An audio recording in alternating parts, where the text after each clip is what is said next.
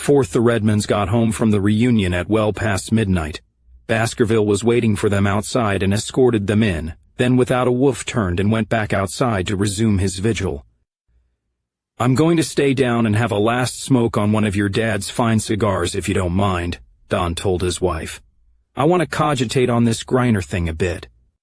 "Sure, Honorable," she said. "Just don't take too long. Just don't be asleep when I get up there, okay?" He returned with a smile. "If I am, wake me up," she commanded. "Will do. And don't be clothed. Well, if I am, you'll just have to do something about it, won't you?" She entwined her arms around his neck and kissed him. "I'd say it's a sure thing," she laughed, low and guttural. Don went into his darkened library and sat down on the sofa in front of the low embers of the fire. He threw on another log, poked it desultorily, and stared moodily into the crackling sparks. He was by no means happy about opening this particular can of long-sealed H. Covington revolutionary worms, and he wondered again whether John Morgan really meant for him to get at the truth, or find some way to bury it forever. Would he do so if it turned out that the price might be an innocent woman's life? Don had the lifelong National Socialist's iron sense of duty and dedication to the good of the folk overall, but he had also perforce spent his life living in the real world. More than most, Don knew that sometimes one couldn't make an omelet without breaking eggs.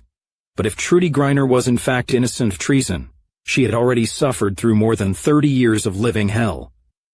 The Republic was almost unique in the world's comedy of nations for its complete lack of hypocrisy. It preached a stern and uncompromising truth and justice, and it practiced those things as well in a manner unknown since the early days of Republican Rome.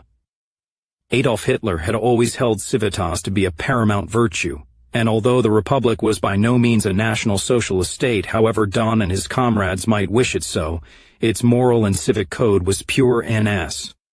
Nay, politics and policy were remarkable for their almost total lack of the kind of gray areas that abounded in other governments.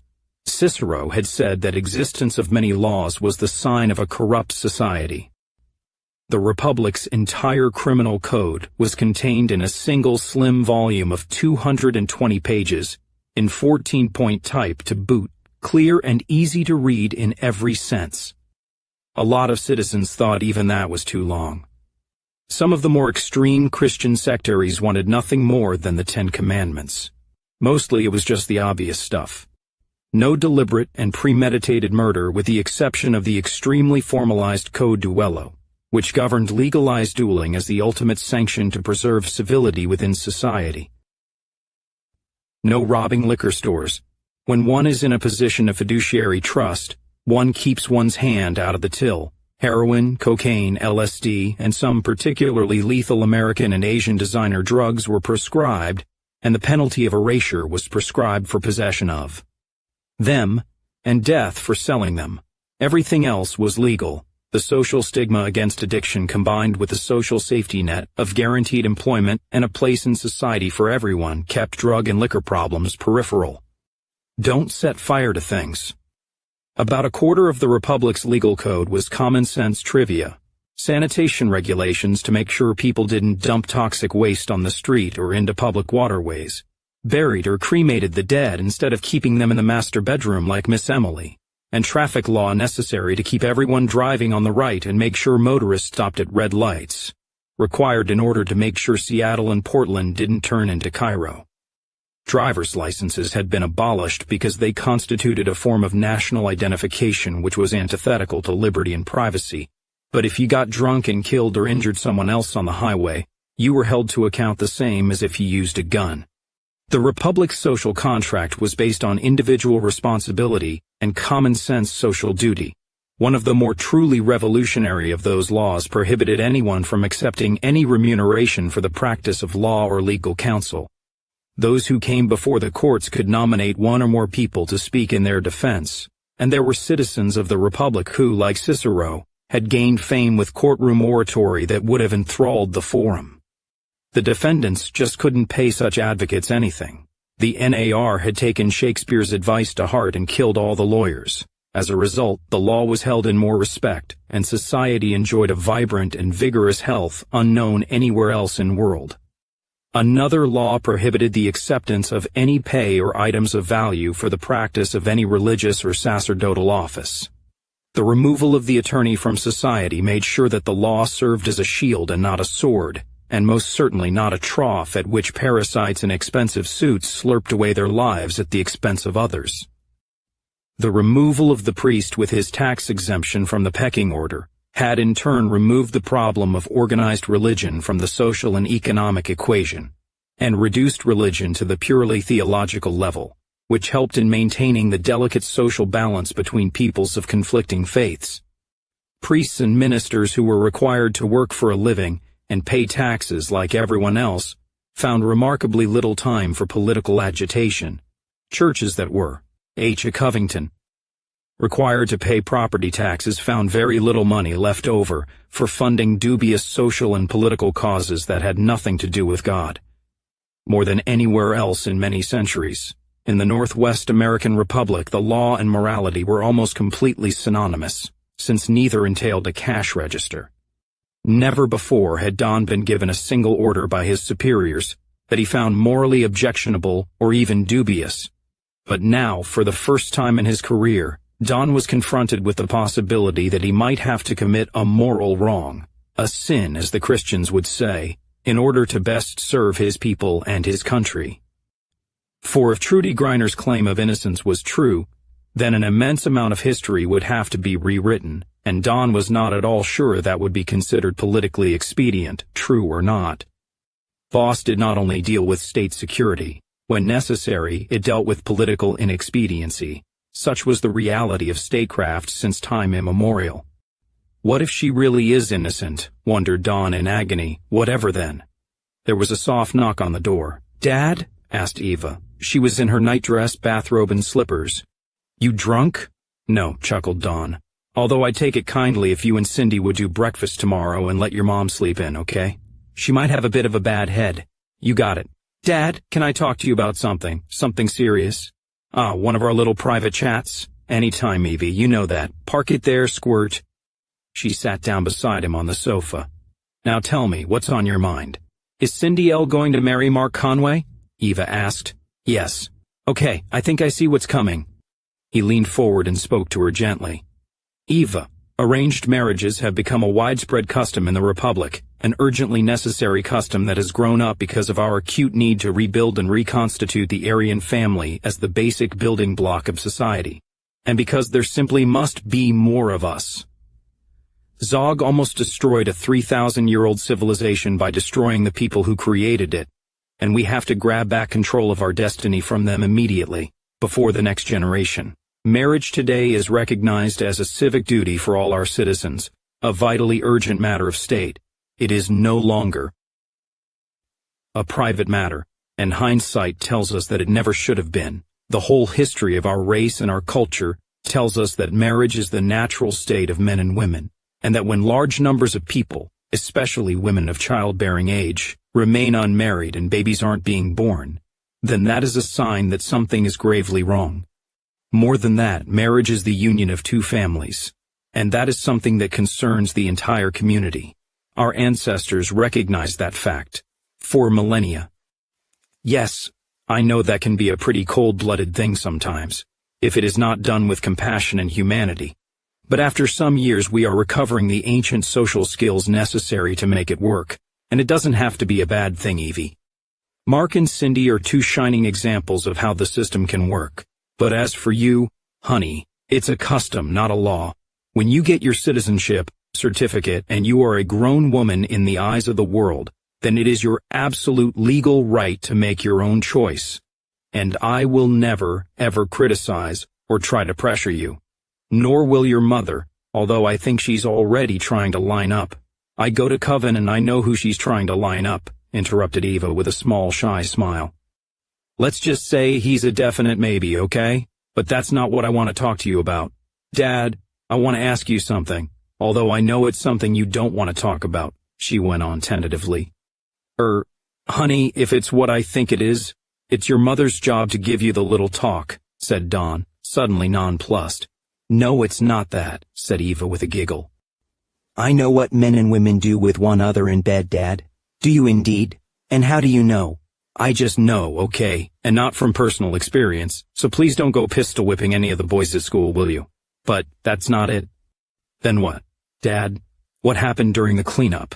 Redmond sat in surprised silence for a moment. Lord, honey, what brought this on all of a sudden, he asked. I was talking to a friend at school today. She says there's a mass grave under the dump in Tumwater from the H.A. Covington Revolution with hundreds of bodies of dead black people and Mexicans and Chinamen in it. Your friend is full of sheep dip. No, honey, I can tell you right off that's wrong, said Redmond immediately. How would you know? Demanded his daughter. Is it because you know where the mass graves really are? Because because I happen to know something about it from being involved in political policing. Look, Dad, I'm old enough to know the truth. If you don't want to talk about it, just say so. But if you do, I want straight answers. If you're not going to be honest, there's no point in our taking this any further, said Eva softly. She got up and walked to the door. Good night, Dad. All right, replied Redmond, somehow understanding that this was not something that could be evaded. All of a sudden he knew that his daughter's future quite possibly hung on this discussion. In point of fact, yes, there are still some bodies buried out in the woods in various remote places around the Republic, but they were put there during the War of Independence, and they're combat casualties. Ours and theirs, when the NVA had to enter the dead and then move out fast. After the Revolution, we weren't able to find them all and give them decent burial, although every effort was made. Sometimes the guys just plain didn't remember. Every now and then we still find some of those dead, and when we do, they are exhumed and buried with all reverence and respect, where possible with either a tricolor or an American flag on the grave, if the identities can be determined. The Federal War cemeteries are the only places in the Republic where the American flag is allowed to be flown, as you may be aware. But there are no mass graves of the kind you're talking about from the cleanup, not under the dump in Tumwater or anywhere else. The remains weren't disposed of in that manner. How were they disposed of? Cried Evie, frightened and upset. That I will not discuss with you, said Redmond. Why not? She demanded. Because it's not important. Because those wretched people aren't important. Because what was done so that we who kept faith with our blood and with common decency would never, again, even have to acknowledge that they ever existed. Evie, you asked me a question. In a way, I suppose it's a question that all of us who lived through that time always dread hearing from our children, but you're right, you're old enough. You say you know how babies are born, so you have a right to know how your country was born. I'll do my best to give you an answer, but I can't give you a simple answer because there isn't one.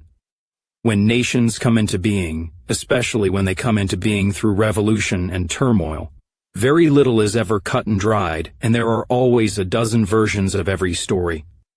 I'll do my best to tell you about the cleanup, but you must come back here, sit down, and let me do it in my own way. It's going to take me a while, so bear with me. Evie walked back to the fireplace and sat down at the end of the sofa. I said I can't give you a simple answer, but I can give you a short one. Do you want that or the long version? I want both, said his daughter. All right, the short answer is this. There are times when certain things simply have to be done. You don't try to justify them, because they can't be justified. You simply do these things, and you never talk about it afterwards. We did what we had to do. That's it. Okay, now for the long answer. You have to talk about it, Dad, said Evie. You have given me this great life and this great family and this great home, and don't think I'll ever forget it. You've also been my best friend, ever since I was little. If you're worried about losing my love or my respect, don't be. That's never going to happen, but you have to tell me how my world came to be. All of it. Jesus, you sure you're only 15, girl? Asked Don in bemusement. He sighed and lit one of President Morgan's Havana cigars. Right from the start, let's get some things clear. Your grandfather was involved in the cleanup, very much so, because it was his duty. To a lesser extent, so was your Aunt Tori, and so was old Mr. Nash, your grandfather's butler. Corey Crotchety?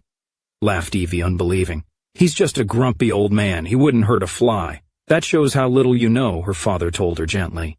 Mr. Nash was your grandfather's. Well, never mind. Let's just say that back in those days he did a good deal of what was called wet work. H.A. Covington. Mr. Nash? Exclaimed Evie incredulously, with a light little laugh. He used to play dollies with me when I was little. Yes, Mr. Nash. I would appreciate it if you would accept what I tell you tonight, at least for the time being. and that you not ask any of them about that part of their lives. At least not now. Nash would simply refuse to talk about it, but John C. and Tori would feel compelled to try and explain, and it would be very painful for them.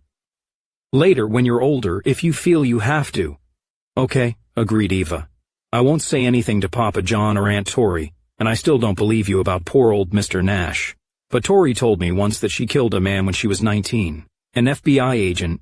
Yes, she was defending the life of Bill Vitale, who was only an infant at the time. But that's another story. You want to know about the cleanup? Both of them made damn sure that your mother and I were not involved in any way, and that was absolutely the right thing to do. It was a terrible time, and John Corbett kept us both away from it. In any case, we were both too young, younger than you are now, despite the fact that we were volunteers during the War of Independence.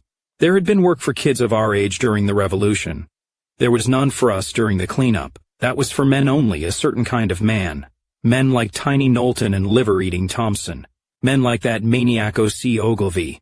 Men like Bloody Dave Leach, who, as it happens, I will be meeting very soon in connection with a case I am working on. That year I started with the first class of the NDF Military Academy in Sandpoint, and your mother had to take over the Morgan household when John Corbett finally came out of the mountains and was able to set one up. We were both of us otherwise occupied during that period of this country's history. May thanks be unto God.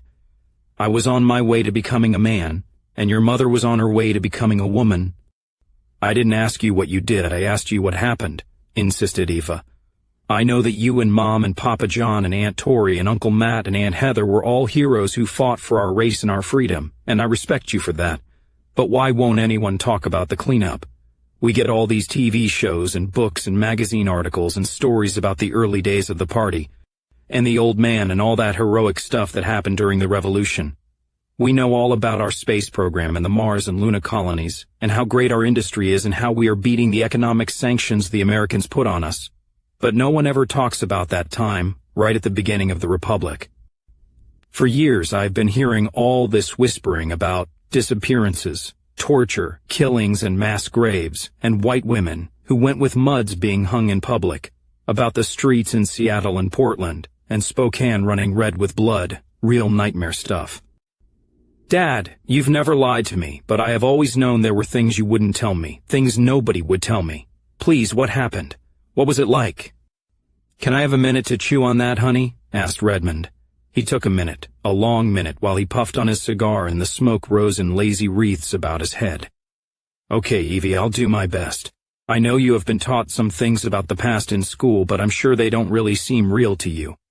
In a way, that's good. There's been a complete transformation of our world since the Revolution, and it's all been infinitely for the better. The most wonderful thing about the War of Independence is you and your brothers and your sister, because if that revolution had not taken place, you wouldn't exist. Do you know how it all started? I mean the actual shooting bit.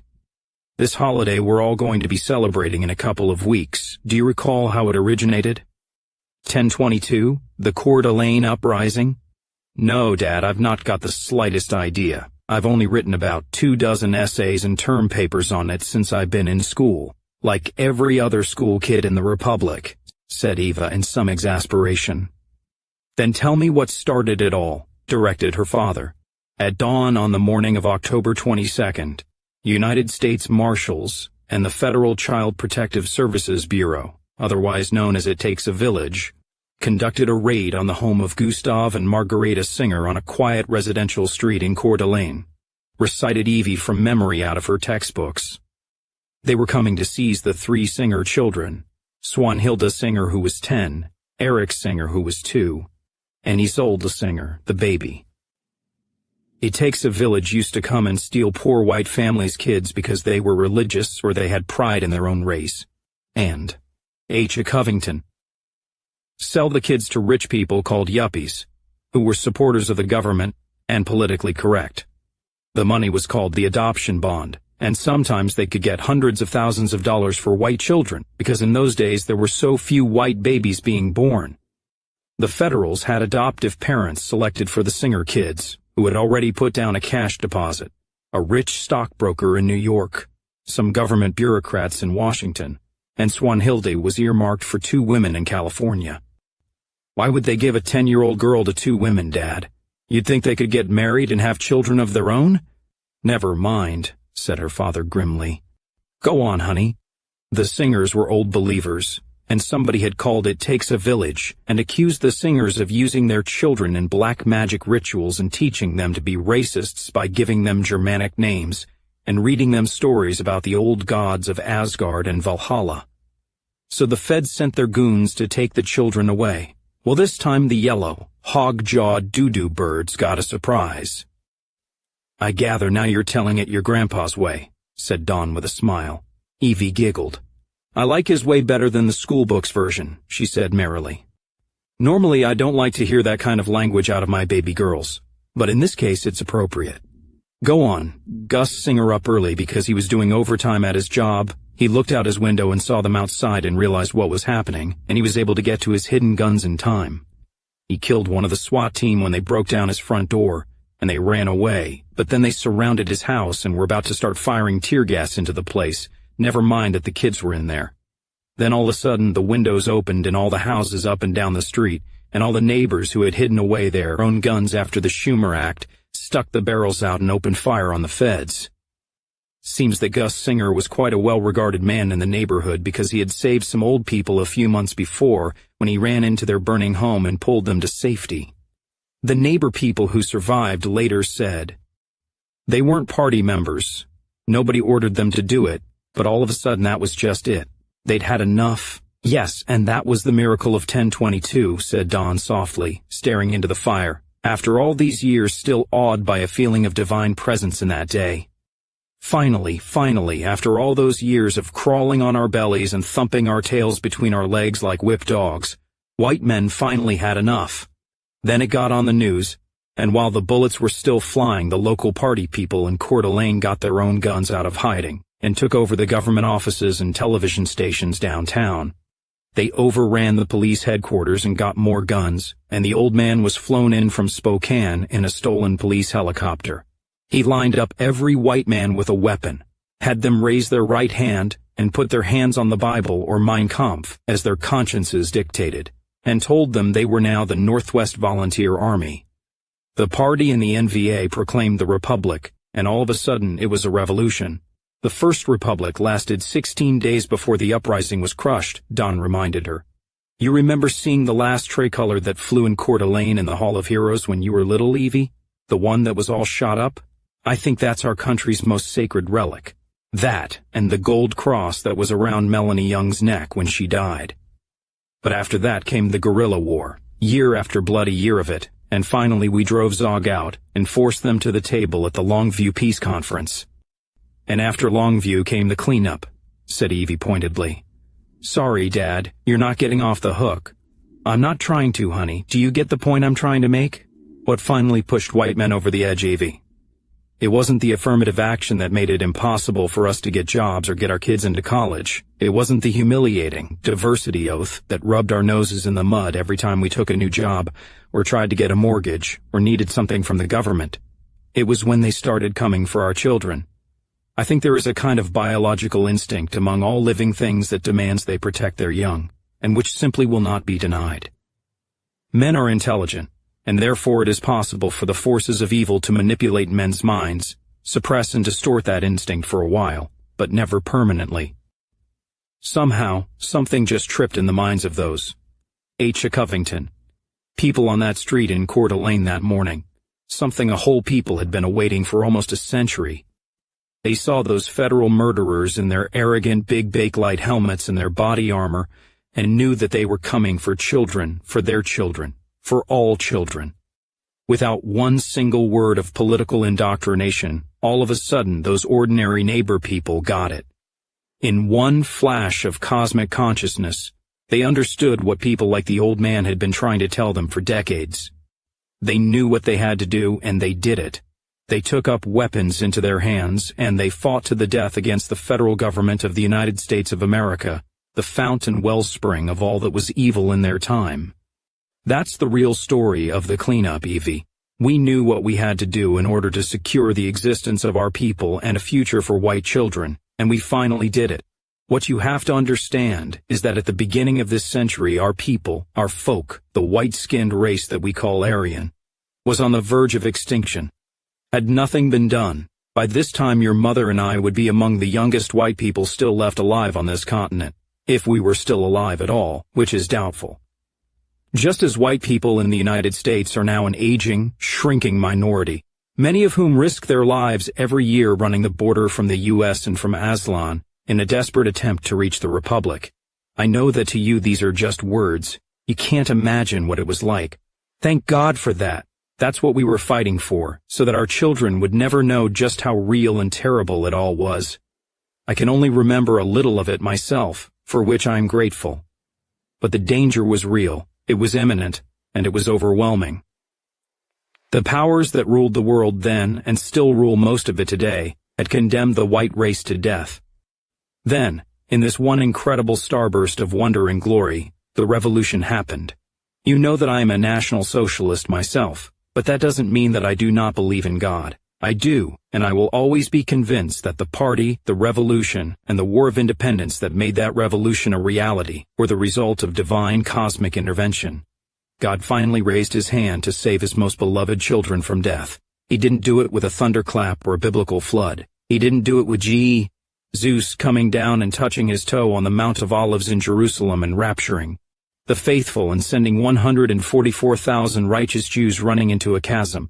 Somehow God lifted the clouds from our minds and enabled a few of us, men like George Lincoln Rockwell, Richard Butler, Bob Matthews, Robert Miles, the old man and your own grandfather, to shake the Zionist poison from their minds and recover their courage and fight back. It is said that the old man has spent his entire life wondering why we did not fight. I have spent mine wondering why we did. It's always fascinated me. Eva, you know that video they play every night at midnight when the television broadcasting day signs off? That scene at the end of the Longview Peace Conference, when Kathy Frost walks out of the town hall with a tricolor under her arm. In dead silence, surrounded by media and dignitaries and bureaucrats and the President of the United States, no speeches, no word of warning. Just all of a sudden, they all came out and walked up to the flagpole outside the hotel. She steps forward. This woman whom everyone watching knows has lost her husband and her children to the Zionist murderers. This proud and quiet woman who was so hideously tortured and degraded in prison. She calmly hauls down the American flag, hands it to the American president, and then runs up the tricolor, and the loudspeaker system suddenly bursts forth with a mighty fortress is our God. No other words were necessary. All of a sudden, every white man and woman watching, reporters, soldiers, diplomats, no matter which side they are on, bursts out cheering and crying, jumping and shouting and laughing and pounding one another on the back. In that moment, all the world knew that from that day on, there was a new nation on the face of the earth. The world also knew that from now until the end of time, somewhere on the planet there would be men and women with white skins and fair hair like yours and beautiful green eyes like your mother's. You may have noticed that whenever I'm home, I always go to bed before the nightly sign-off, no matter what's on. It's because I cannot bear to look at that tape even today, without weeping. I cry when I see it too, admitted Eva softly. Sometimes, I'm glad, Evie, because that tells me you understand a little of what it means every time you look up and see that green, white, and blue flying in the sky. Okay, I know I'm beating around the bush here, so I'll tell you what I can about the cleanup. That day at H. Covington. Longview was a wonderful, great historical moment, but like all such moments, it passed, and the party had to get down to the hard business of making a state and governing. It was months before the details of the treaty could be worked out, and more before the last federal troops and police were pulled out, and they were bad months. There were constant clashes even after the signing of the treaty. The NVA had just become the Northwest Defense Force, and we moved out of the forests and the mountains into the towns and cities. Sometimes the feds and the local ruling elite, the lefty liberals and the Chamber of Commerce business types, who had grown fat and wealthy under American rule, didn't feel like giving up power to the party. They tried to resist, and we had to administer a very sharp lesson so that everyone would know that things had changed. Those were very edgy times. I actually saw more street fighting in Seattle after the treaty was signed than I had done before, during the rebellion.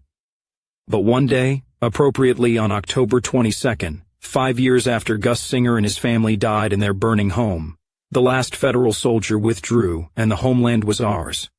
And then, we had some cleaning up to do. Was that when you killed all the Jews and the people with dark skins? Asked Eva. Actually, no, said Don with a smile. I know that's a common rumor, but I do remember enough to tell you that's not true. We actually didn't catch many Jews. They almost all ran away during the revolution. As soon as they saw they wouldn't be able to contain it. The few who were dumb enough to stay and try to play macho man didn't make it, but there weren't many of them. They all spoke enough Hebrew to understand many tekel uparsin. The various non-white minorities who lived in the Northwest under American rule were also more or less driven out of the homeland during the revolution itself. After all, many of them had fled their own countries to get away from men with guns, and they were no more willing to stand and fight here than they were in Rajasthan or wherever. The most effective way we found to persuade the Muds to go elsewhere was not to kill them, but to apply economic pressure. Oh sure, there were a lot of instances where NVA people attacked and killed non-whites, usually in retaliation for their attacks against white people. But we never made a practice of killing them for its own sake. There were simply too many of them. We could have slaughtered Muds until we rotted, and we would have accomplished nothing. They weren't the problem. The federal government of the United States was the problem, and beyond them the super wealthy men who owned America. Even though he was in prison, the old man had the brilliant idea of cutting off the Mud people's cash flow from the taxpayer, and from the wealthy men and corporations who brought them here in the first place. He was able to get the order out from his isolator cell, and we followed it. Employers who hired Mexicans or Chinese or Somalis came into work one morning and found their establishments burned to the ground. We did the same to hundreds of the little corner shop and convenience stores and motels owned by Koreans and Indians and whatnot. We didn't have to kill anyone. The rich men got the message very quickly and much more effectively. If we'd killed their Mud labor, they would simply have brought in more, but burned down their buildings and their equipment? Their means of production? That hit the rich men where it hurt. They became sudden converts to the many benefits of hiring white labor, and all of a sudden the pastures for third worlders got very much greener elsewhere than the Pacific Northwest. After Jerry Reb burned or blew up all the welfare offices, destroyed the records, and publicly flogged, tarred and feathered some state and federal bureaucrats, the welfare system broke down and there was a massive flight of blacks and browns and yellows out of the homeland. After the first year of the war, the United States government never got a penny in taxes out of the Pacific Northwest. That's how colonial wars are won, Eva. How we won. The generals never surrender. The accountants do. The Pacific Northwest became a luxury that the Americans couldn't afford. I helped torch the IRS office in Olympia myself. Your grandfather let me strike the match, chuckled Don reminiscently. But yes, when the Muds declined to take the hint and leave our land, they were killed. It was race war, honey, and your uniform was the color of your skin. I make no apology for that. We were doing what we had to do to ensure the continued existence of our own people. By the time the cleanup came, the non-whites and the Jews were almost all gone, some dead, but most of them fled back to the States. H. A. Covington. But there were a lot of problematic white people who were still around. You have to bear in mind that there were some people in the homeland who had a vested interest in the old order, who had done well and made piles of money under the Americans. There were also those who either could not or would not adapt to living in a country based on racial foundations or any moral foundations. Like the non-whites, most of them had sense enough to understand what would happen to them without the federal authority to protect them, and they ran. A minority of them didn't. The stupid ones, the arrogant ones, the ones filled with hubris, who thought they were John Wayne waving the American flag, and who simply could not comprehend the type of total transformation that had taken place within the souls of an entire race of people. So they stayed, and they gave trouble. They got one warning, because we knew that in some cases they genuinely, honest to God, could not understand that things had changed. We weren't punishing them, we were simply explaining the new reality to them in a way most calculated to make sure they got it. Usually that one warning came in the form of a very brutal public beating. The Biff Boys, said Evie. Yes, that's one of my favorite TV shows as well, chuckled Redmond. They were also called Thumper Squads. The boys didn't just beat people up, though. Their purpose was to accomplish a specific psychological and political goal, not just beat people for the hell of it. When it was appropriate, they also did funny stuff like grabbing Christian preachers who preached against the party from the pulpit, stripping them naked and chasing them down the street with flowers sticking out of their butts. Evie giggled. That was actually a lot more effective than killing the idiots, you know. Kill them and you make martyrs out of them. But it's kinda hard to take someone seriously when you've seen them doing a river dance on a leash, butt naked with a flower sticking out of their ass. There were all kinds of merry little japes like that, not fatal or even painful, just humiliating and ridiculous. Then there was my absolute favorite of all time. There was the kitty call. "Oh, come on now, Dad. Did that really happen?" laughed Evie. "Oh yes," said Redmond with a reminiscent smile. "Yes, it really happened. Some nutty professor type on our side invented it. I'd suspect Dr. Joseph Cord, if he didn't have a reputation for being completely humorless. The thumpers would grab some liberal jackass, or some red, white, and blue John Wayne wannabe, take him down to the Civil Guard barracks and give him a forced scrub bath with this chemical substance that took a long time to get out of his skin. Something that made him smell like the most powerful catnip imaginable. For weeks after that, everywhere he went, the poor sob would be followed by dozens of mowling, half-drunk cats who would be all over him, purring and rolling and jumping on him and trying to eat him. It's kind of hard to make a bold anti-fascist stand against evil racism and incite people against the party in the name of Mom, God, and apple pie when you're covered with lunatic cats. And afterwards, people can never quite get all those kiddies out of their mind. You know Jay Simpson, the leader of the opposition in Parliament. Every now and then, if he starts getting too loudmouthed at question time, the party MPs start meowing at him. It breaks up the whole crowd and totally blunts anything Simpson is trying to say. I really wish they'd bring that one back to deal with subversives. Who needs the hangman's noose or the whip or the cerebral decorticator when you can neutralize a traitor with a following of furballs? You really don't want to talk about it, do you, Dad? Asked Ava softly. Look, I guess I shouldn't have asked. No, I don't want to talk about it, but I have to. It's a legitimate question, honey, said her father soberly. Okay, I'll drag myself kicking and screaming back to the point. A lot of disloyal people couldn't be dealt with through beatings or cats, because they really were potentially dangerous to the revolution. Or more often because there was also a matter of moral justice involved. For 3 generations, America did terrible things to our people, and that was very bad. But certain people, certain white people, actually benefited from those things, benefited in money and power and position in the community, and that was far worse. The tyrant's crimes were done with the active assistance of many of our own blood, out of willful ignorance or greed or perversion of thought. There are times when the willful, deliberate refusal to understand constitutes a crime and must be punished. There was a cosmic, karmic debt to be paid. Depravity and crapulence must have consequences, or else the world ends. Those who had harmed the party in any way, those who had openly, H. Covington, sided with the United States and given aid and comfort to the tyrant, and those who had defiled their bodies and contaminated their souls through carnal lust with non-whites, or with, well, in other ways, they were killed, Eva. He looked at her. Yes, honey, they were killed, and their remains were disposed of in such a manner that no trace of their very existence would ever be found. They were returned to the earth, in every sense of the word. Where possible, all documentary evidence that such people had ever existed was destroyed. Their birth certificates, their public records, even private things like photographs and other traces were removed from existence. They had helped oppress and murder and defile their own, and for that we made them take their medicine, every last bitter drop. We killed them for the sake of all those who had gone before and suffered, for the sake of all those like you who were to come. We killed them because it was the right thing to do. Those people were a cancer in our body, Eva, and we burned them out with fire and sword. Our race was diseased, and we had to sweat blood in order to get well again.